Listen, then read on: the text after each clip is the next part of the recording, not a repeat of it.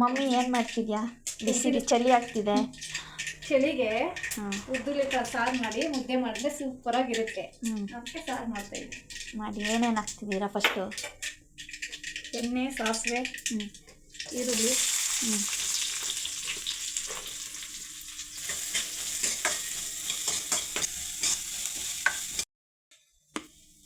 ಬೇರೆ ಎಣ್ಣೆ ಹಾಕಿದ್ಯಾ? ಈರುಳ್ಳಿ ಎಲ್ಲ ಹಾಕಿದ್ಮೇಲೆ ಕ್ಯಾಬೇಜ್ ಸೊಪ್ಪು ಹಾಕಿ ಬೇರೆ ಏನೇನು ಹಾಕ್ತೀರಾ? ಇದು ಮಸಾಲೆ ರುಬ್ಕೊಂಡಿದ್ದೀನಲ್ಲ ಅದು ಹಾಕ್ತಾಯಿದ್ವಿ.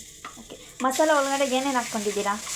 ಸ್ವಲ್ಪ ಕಾಯಿ, ಈರುಳ್ಳಿ, ಬೆಳ್ಳುಳ್ಳಿ, ಟೊಮೊಟೊ, ಹುಣಸೆಹಣ್ಣು, ಸಾಂಬಾರು ಪೌಡ್ರು, ಉಪ್ಪು ಎಲ್ಲ ಹಾಕಿ ರುಬ್ಕೊಂಡಿದ್ದೀನಿ.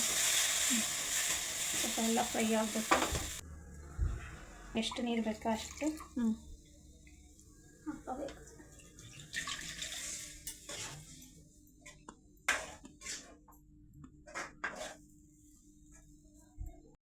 ನೋಡಿ ಎಷ್ಟು ಸ್ವಲ್ಪ ತೆಳ್ಳಗೆ ಇಲ್ಲದೆ ಗಟ್ಟಿಗೆ ಇಲ್ಲದೆ ಮೀಡಿಯಮ್ ಮಾಡಿಕೊಂಡು ಕುದಿಯೋಕೆ ಇಡಬೇಕು. ಇದನ್ನು ಇದು ಕುದಿದಾದ್ಮೇಲೆ ಆಮೇಲೆ ಈರುಳ್ಳಿ ಕಾಳು ಹಾಕಬೇಕು. ಇದನ್ನೇನು ಫ್ರೈ ಮಾಡ್ಕೊಂಡಿದ್ದೀರಾ? ಫ್ರೈ ಮಾಡಿ ಇದನ್ನ ಹೆಂಗೆ ಫ್ರೈ ಮಾಡ್ಕೊಳ್ಳೋದು? ಸ್ವಲ್ಪ ಎಣ್ಣೆ ಹಾಕಿ ಫ್ರೈ ಮಾಡಿ. ಇವಾಗಲೇ ಕೊತ್ತಂಬರಿ ಹಾಕ್ತಿದ್ದೀರಾ? ಹಾಕ್ಬಿಡ್ತೀನಿ ಇವಾಗಲೇ. ಕುದ್ರೆ ಸ್ವಲ್ಪ ಗೊಮ್ಮ ಅಂತ ವಾಸನೆ ಬರುತ್ತೆ.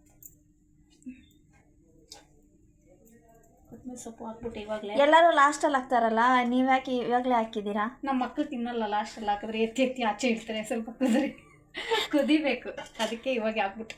ಹೌದಾ? ಓಕೆ, ಅದು ಕುದಿದ್ಮೇಲೆ ಸಿಗೋಣ. ಇವಾಗ ನೋಡಿ ಸಾರು ಹಿಂಗೆ ಕುದೀತಾ ಇದೆಯಲ್ಲ, ಇವಾಗ ಈ ಹುರುಳಿಕಾಳನ್ನ ಇದ್ರೊಳಗಡೆ ಹಾಕ್ಬೇಕು. ಎಲ್ಲ ಕ್ಲೀನ್ ಮಾಡಿ ಇಟ್ಕೊಂಡಿರ್ಬೇಕು. ಹಾಕ್ಬಿಟ್ಟು ಕ್ಲೀನ್ ಮಾಡ್ಕೊಂಡು ಆಮೇಲೆ ಹುರ್ಕೋಬೇಕಾ? ಓಕೆ, ಹುರ್ಕೊಂಡು ಕ್ಲೀನ್ ಮಾಡ್ಕೋಬೋದು. ಆದರೆ ಕ್ಲೀನ್ ಮಾಡ್ಕೊಂಡು ಹುರ್ಕೊಂಡ್ರೆ ಈಸಿ ಆಗುತ್ತೆ, ಚೆನ್ನಾಗಿ ಕಾಣಿಸುತ್ತೆ. ನೋಡು ಹುರುಳಿಕಾಳು ಹಾಕಿದ್ನಲ್ಲ, ಎಷ್ಟು ಚೆನ್ನಾಗಿದೆ, ಕಲರ್ಫುಲ್ ಆಗಿದೆ. ಇವಾಗ ಒಂದು 5 ನಿಮಿಷ ಕುದಿಯಕ್ಕೆ ಬಿಟ್ಬಿಟ್ಟು ಆಮೇಲೆ ಸ್ಟವ್ ಆಫ್ ಮಾಡೋಣ. ಅಷ್ಟೇ ಸಾರು, ಮುಗೀತು. ಓಕೆ, ಬಿಸಿ ಸಾರಿಗೆ ಮುದ್ದೆ ಮಾಡ್ಕೊಂಡು ತಿಂದರೆ ಸೂಪರಾಗಿರುತ್ತೆ ಚಳಿಗೆ. Okay, thank you, bye.